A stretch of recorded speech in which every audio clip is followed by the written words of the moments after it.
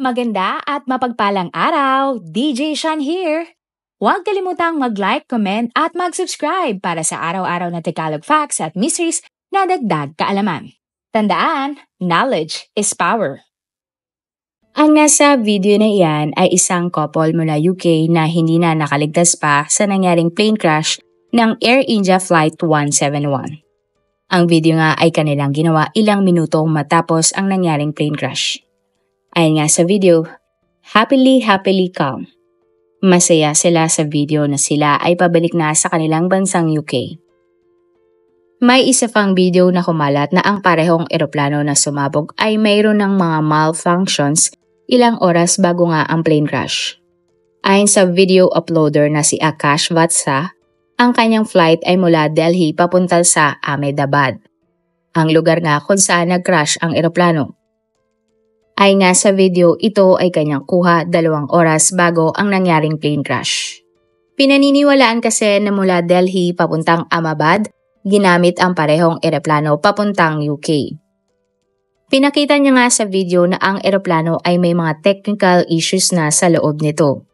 Walang aircon, sira ang TV, hindi gumagana ang cabin crew buttons, hindi rin gumagana ang mga reading lights. Makikita nga ang ilang pasahero na nagpapaypay na sa loob ng eroplano dahil sa tindi ng init. Pero kalaunan ay dinilit niya ang post na ito. Yang video naman na iyan ay ang nag-iisang nakaligtas mula sa plane crash at pagsabog ng eroplano. Oo, tama kayo ng rinig. Ang lalaki ay nag-iisa lamang survivor mula sa 242 na mga pasahero na sakay ng Air India Flight 17. At sa kasamang palad, lahat nga ng ibang sakay kasama ang mga cabin crew ay nasawi. June 12, 2025, muli na namang nagimbal ang buong mundo nang lumabas ang balita tungkol sa kalunos-lunos na sinapit ng isang eroplano sa India na may sakay na 242 na passengers at crew. Sa ating kwento ngayon, talakayin natin ang buong kwento sa nangyari ng Air India Flight 171. Sino-sino nga ang mga sakay nito at ang mga posibleng dahilan kung bakit humantong sa aksidente ang lahat. Isa nga sa ating tatalakayin ay kung paano nakaligtas ang nag-iisang survivor sa eroplano kahit na ito ay tumama sa napakalaking building at sumabog. Ang eroplano. Ang eroplano ng Air India na may Flight 171 ay isang uri ng Boeing 787-8 Dreamliner. Ang nasabing eroplano ay 12 years old na at ito ay malaki at malapad. Taong 1932 naman nang itinatag ang Air India at pagmamay-ari ito ng India mula 1953 hanggang 2022. At ng parehong taon nabili ang Air India ng Tata Group, ang India's most prestigious business conglomerate. Ang Boeing 787-8 ay kinokonsidera na isa sa mga pinakaligtas na eroplano sa India. Ang Flight 171 ay isang international passenger flight mula Ahmedabad Airport papuntang London sa United Kingdom. Nakatakda ngang maglanding ang London Flight 171 ng 6:30 ng gabi ng June 12, 2025 sa London, pero ito ay hindi na nangyari pa. Ang mga passenger at crew. Ang Flight 171 ay may sakay na 242 na mga katao. 230 sa mga ito ay pasahero kasama ang 11 na bata at 2 infant. Nakasakay din sa eroplano ang 2 piloto at 10 flight attendants. Ayon nga sa flight manifest, mayroong 169 Indian nationals, 53 British nationals, 7 Portuguese national at 1 Canadian national ang sakay ng mga pasahero. Ang paglipad nga ay pinamumunuan ni Captain Shumet Sabharwal at ni First Officer Clive Kundar. Ang pangyayari. June 12, 2025 bandang 1:38 ng hapon nang nag-take off ang Flight 171 sa runway 23 ng Ahmedabad Airport. Ayon sa mga balita, ang weather noon ay stable naman at ang visibility ay maliwanag. Excited nga ang mga pasahero sa flight. Pinubuo ito ng iba't ibang mga pamilya, mga first time na sumakay sa eroplano at mayroon namang dala ang oportunidad sa bagong buhay nila sa UK. Ang altitude ng eroplano ay 625 feet. Ngunit hindi na nakausap pa ang piloto ng eroplano nang sila ay nasa altitude na 230. Agad namang nagtawag ng Mayday call ang flight crew. Pero hindi na nagkaroon pa ng tugon mula sa Flight 171 matapos ang Mayday call. Pinaniniwalaan nga na halos 30 seconds pa lang nasa himpapawid ang eroplano nang ito ay bumangga. Wala pa kasing isang minuto ay bigla na lamang nag-crash ang Flight 171 sa hostel building ng BJ Medical College na nasa Civil Hospital Campus na nasa isang residential area. Ang building ay dormitoryo ng mga medical students. Ayon sa mga eyewitness mula sa Meghani Negar area, nakarinig sila ng maraming pagsabog. Kasunod nga nito ang makapal na usok mula sa eroplano nang tumama ito at unti-unting sumadsad sa building. Maririnig nga sa ilang video ang tila dagundong ng malakas na pagsabog. Sa ilang kuha nga din ng CCTV makikita ang ilang footage ng tila pagsabog nga ng eroplano. Ang stabilizers at buntot ng eroplano ay naiwan sa tuktok ng building kung saan sila tumama. Sumadsad naman ang ilong at unahan ng eroplano sa canteen building kung saan may mga estudyante noon at kumakain ng kanilang tanghalian. Nagpanik ang mga taong nakakita ng pagtama at pagsabog ng Flight 171 sa building dahil sa tindi nga ng aksidente. Ang pag-take off at pag-crash ng eroplano ay nakunan nga ng video na kumalat online. Emergency response. 7 truck ng bombero at napakaraming ambulansya ang rumesponde sa nangyaring aksidente. Agad na isinara ang mga kalye malapit sa crash site para sa rescue operations. Ang Central Industrial Security Force na siyang responsable sa security ng Ahmedabad Airport ay ang isa sa mga unang rumesponde. Nakipag-coordinate ang CIF sa mga otoridad sa Indian Army na dineploy din para mag-assist sa pag-alis ng debris ng eroplano. Agad namang sinuspinde ang operasyon ng Air India matapos ang pagsalpok ng eroplano. Pero ibinalik din naman agad ang operasyon bago matapos ang araw, subalit nilimitahan na lamang ang kapasidad ng bawat eroplano. Ang mga biktima. Kahit na sobrang tindi ng pinsala, nagtulong-tulong ang lahat sa pag-rescue ng mga biktima. Pero kalaunan ito nga ay naging retrieval operation na lamang dahil ayon sa mga balita, ang 241 na mga sakay ng eroplano ng Flight 171 ay namatay mula nga sa nangyaring pagsabog. At ang tangi lamang nakaligtas ay ang 40 years old na British national na si Vishmash Kumar Ramesh na nakasakay sa Seat 11A, upuan na malapit sa pakpak ng eroplano at katabi ng emergency exit. 20 years nang nakatira si Vish sa London kung saan siya nagkaroon na ng asawa at anak. At pabalik sana na sila ng UK matapos nilang bisitahin ang kanilang pamilya sa India. Isang napakalaking himala na si Vish ay nakaligtas mula sa makapaminsalang pagsalpok ng eroplano sa isang gusali. Miski nga may eksperto ay sinabing hindi nila alam paano nakaligtas si Vish dahil sa sobra daw tindi ng pinsala ng aksidente. Sa video makikita nga na naiika-ika si Vish at nagtamo siya ng mga sugat. Bukod sa kanya nakita rin ang kanyang boarding pass na tila nga hindi nasira o nasunog. Agad namang dinala si Vish sa ospital para magamot.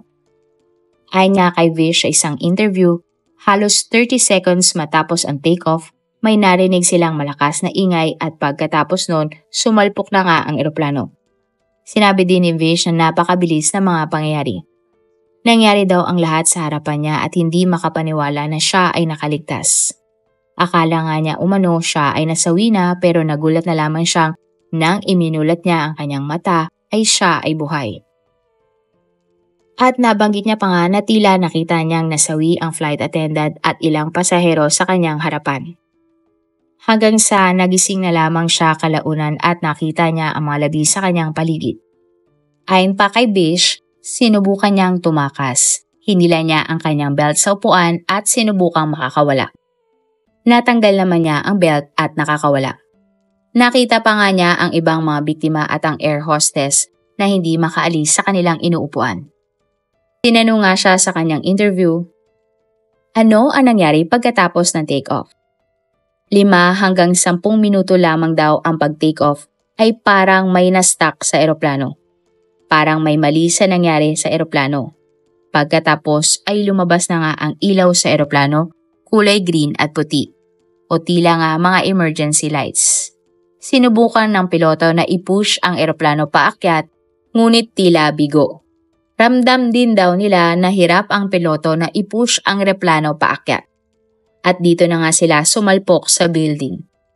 Hindi nga daw niya alam kung saang building sila sumalpok. Tanong din sa kanya, nakalabas ka ba ng eroplano matapos itong sumalpok sa hostel? Hindi. Yung side daw kung saan siya nagland ay hindi sa building ng hostel. Tingin niya, naglanding siya sa ground ng hostel. At hindi na nga niya alam kung ano ang kabilang side.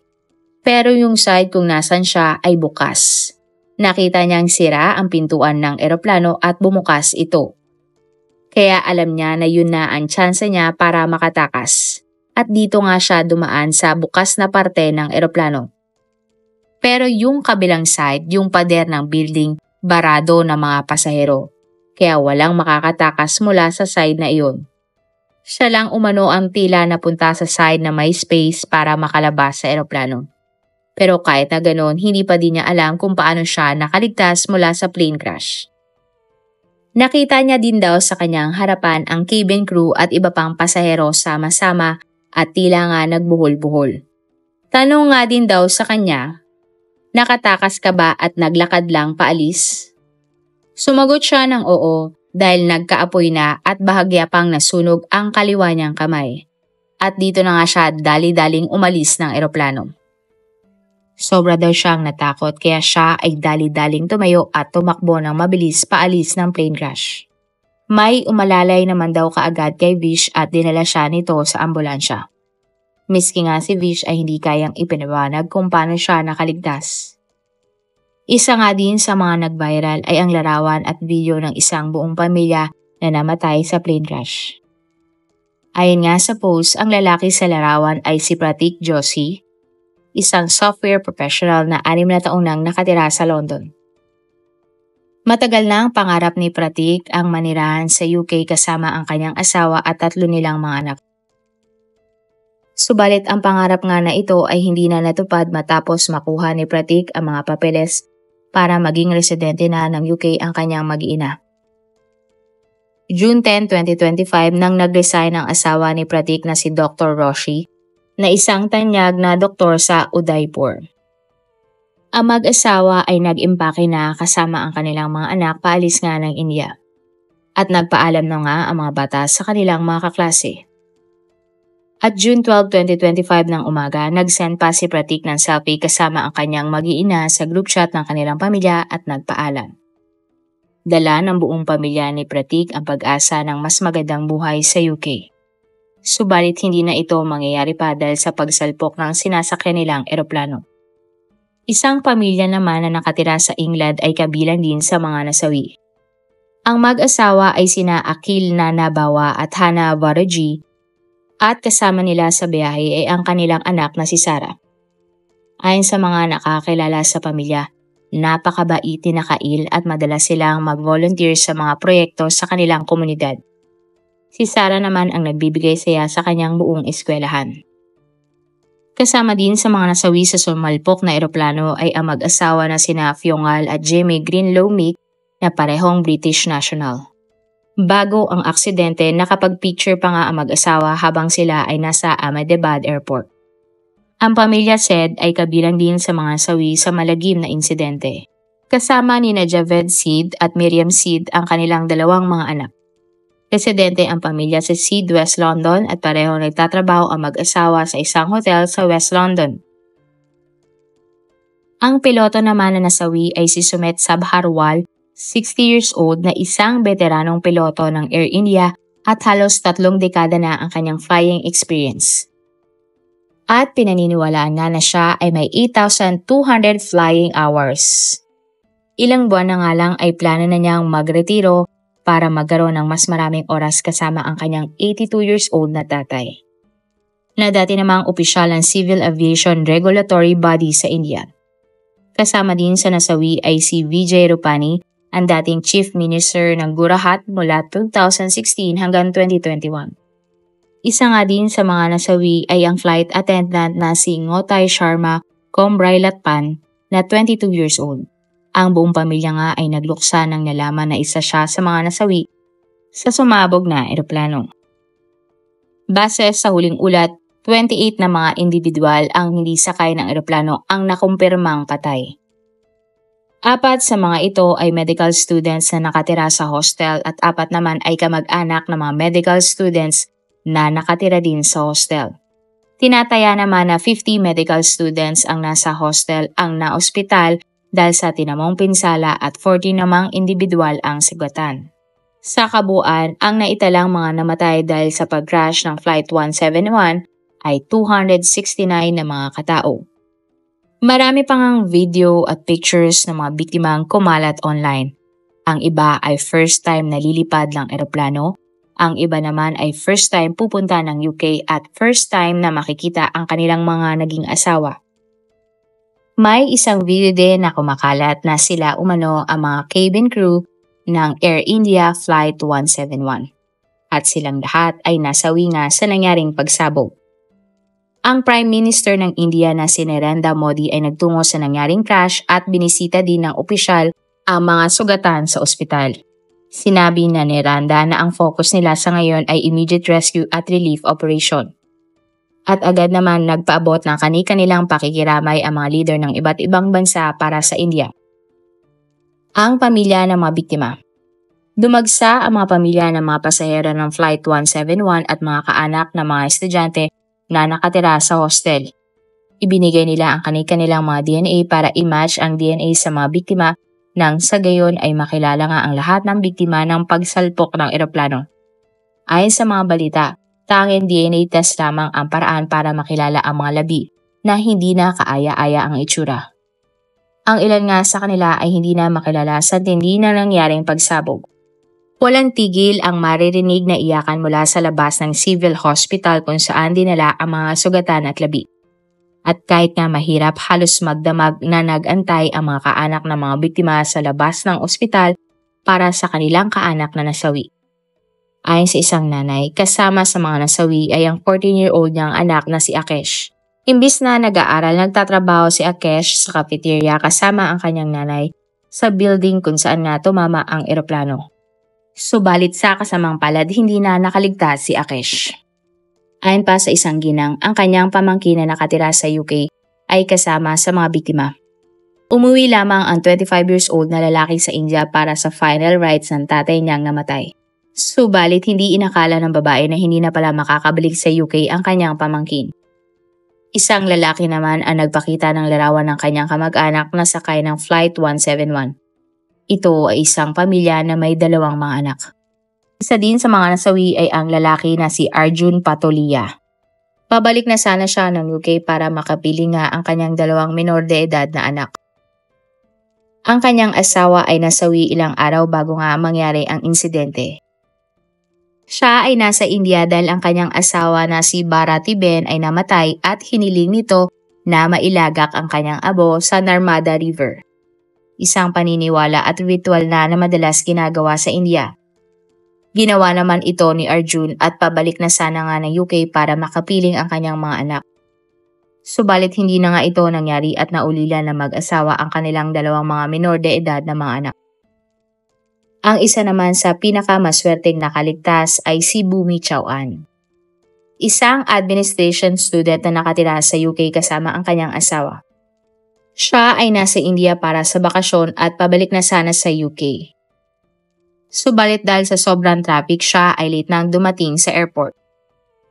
At pagdating niya doon, hindi na siya pinapasok ng mga personnel sa airport kahit na siya ay naka-check-in na online. Siya nga ay halos 10 minuto lamang late nang nakarating sa airport. At kahit anong ang pilit niya sa mga staff na siya ay papasukin at pasakayin sa eroplano, hindi sila pumayag kahit na siya na lamang ang natitirang pasahero na hindi pa nakakasakay. At nagulat na lamang siya nang nalaman nga na ang eroplano na dapat na kanyang sasakyan ay biglang sumabog. Ang investigasyon. Nakatuon sa investigasyon ng pag-crash ng Flight 171 ay ang Aircraft Accident Investigation Bureau o AAIB ng India. Ayon sa mga balita, magpapadala sa India ang Amerika at United Kingdom ng mga eksperto para tumulong sa investigasyon sa nangyaring plane crash. Ang kanilang focus sa investigasyon ay ma-determine ang rason kung bakit nga ba wala pang isang minuto mula sa takeoff ay nag-crash na ang Flight 171. Ayon pa sa mga balita, may dalang 100 na tonelada ng gas ang eroplano. At ang ganong kadami nga ng gas ay full load o isang buong karga. Sa ngayon ay isa pa lamang sa 2 black box ang nare-recover mula sa pag-crash ng eroplano. Ang black box ay siyang makakasagot kung ano ang naging dahilan kung bakit nag-crash ang eroplano. Maririnig din dito ang huling pag-uusap ng mga piloto bago ang nangyaring pagsabog. Laman din nito ang mga electronic data ng Flight 171. Taliwas nga sa kanyang pangalan, ang black box ay may matingkad na kulay tulad ng orange para madali itong mahanap. Ayon nga sa mga balita, ang huling sinabi ng mga piloto sa air traffic controller ay mga katagang Mayday, Mayday, no thrust, losing power, unable to lift. At makikita nga sa video na tila pababa unti-unti ang nasabing eroplano. Ang mga eroplano ay karaniwang nagdadala ng 1 o 2 black box upang mag-record ng tunog mula sa cockpit upang marinig ng mga investigator kung ano ang sinasabi ng mga piloto. At mapapakinggan nga ang anumang hindi pangkaraniwang mga tunog na maaring magbibigay sa kanila ng lead sa nasabing insidente. Kabilang na nga dyan ang usapan ng mga piloto. Ang isa namang black box ay ang nagre-record ng flight data, tulad nga ng altitude at bilis ng eroplano.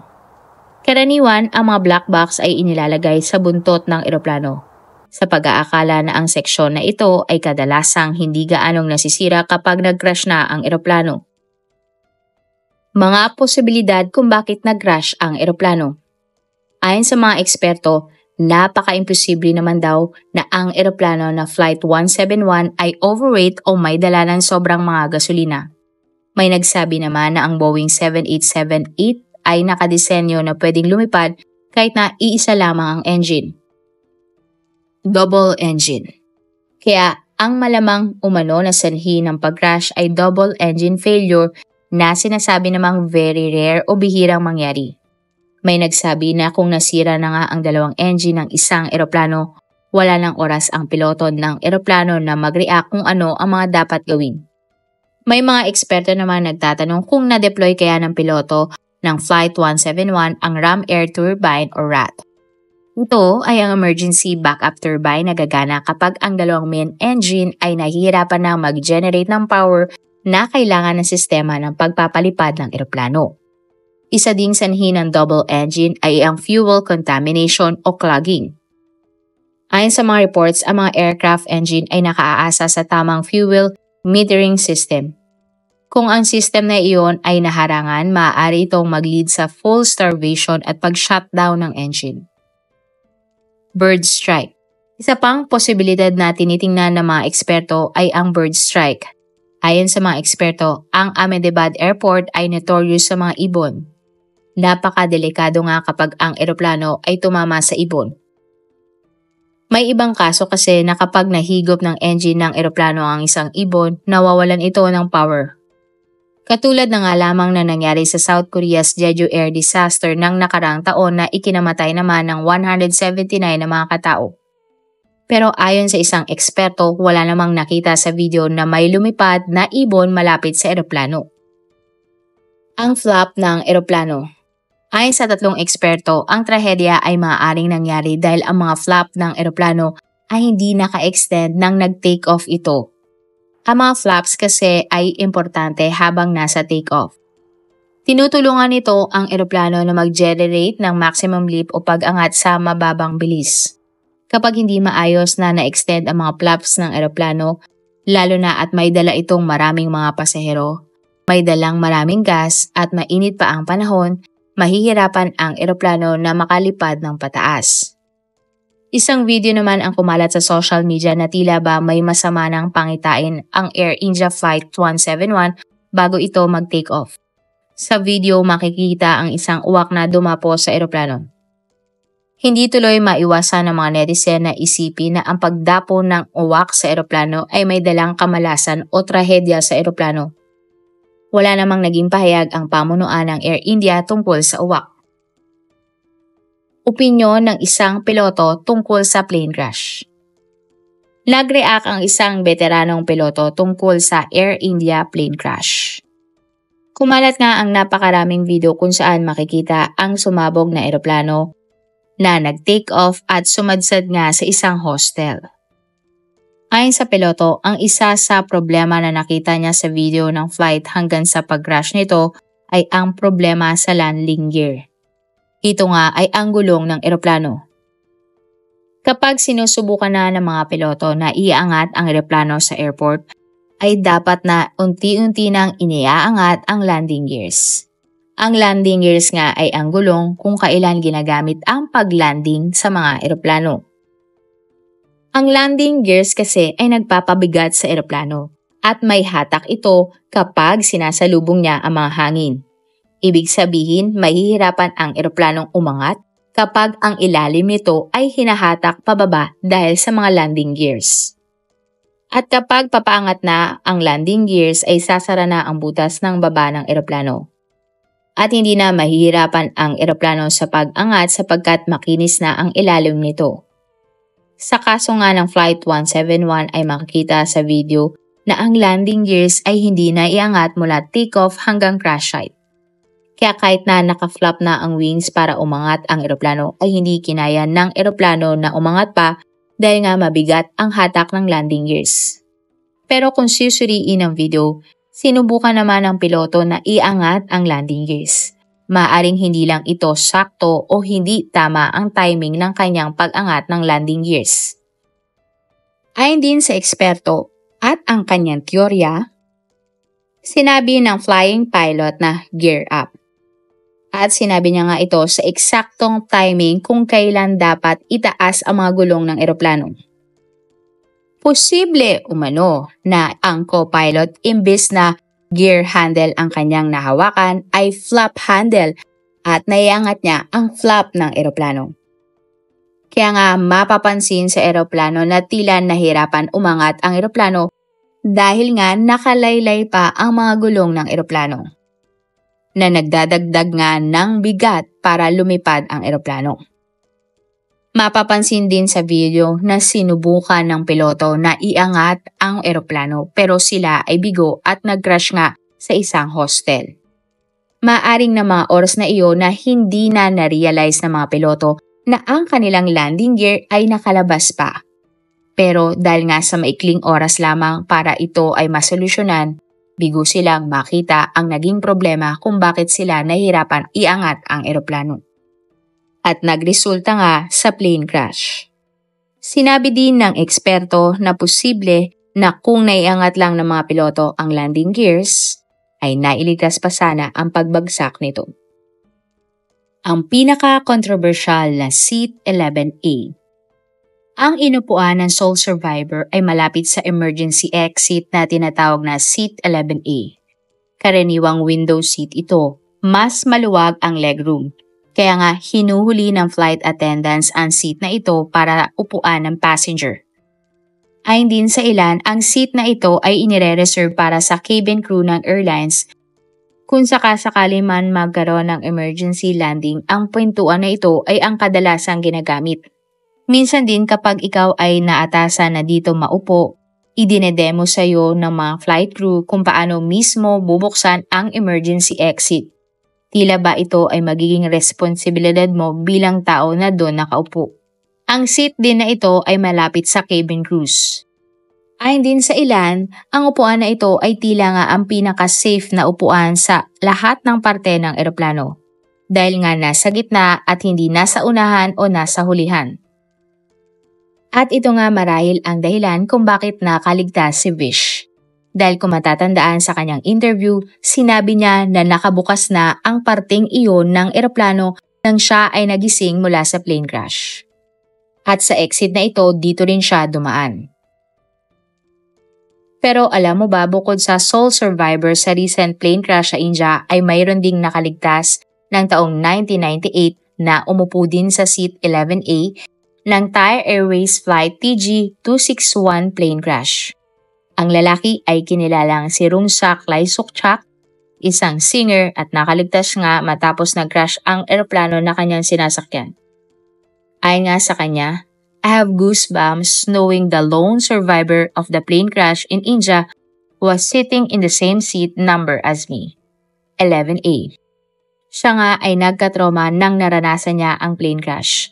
At simula noon ay nagka-problema na siya sa pagsakay ng eroplano sa loob ng 10 taon. Nahihirapan na siyang huminga, kaya naman umiiwas siyang makipag-usap sa mga tao sa loob ng eroplano. Natatandaan pa din daw niya ang amoy, tunog at lasa ng swamp nang nabaksakan ng eroplano.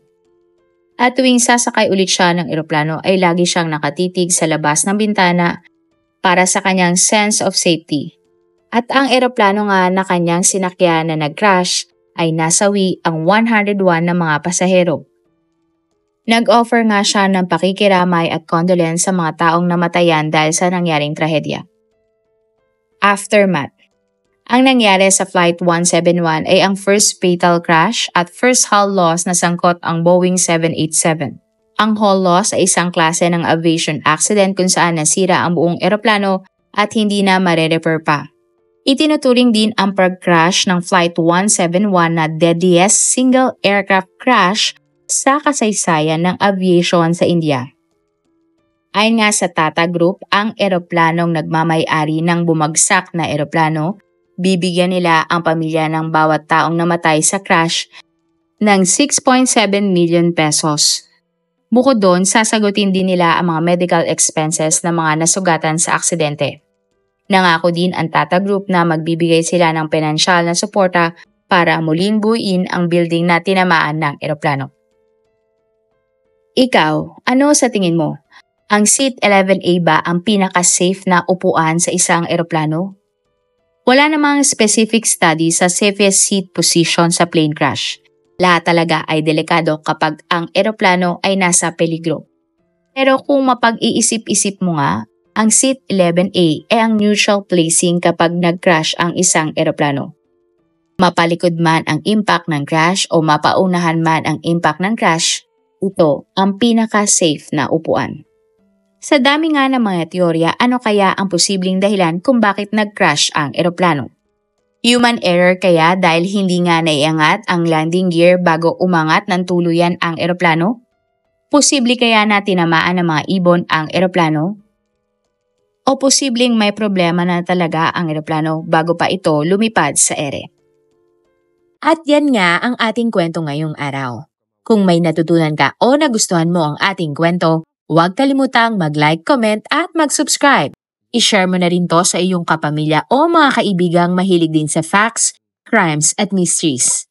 Hanggang sa muli, lagi nating tatandaan sa bawat kaalaman may kapangyarihan. This is DJ Sean.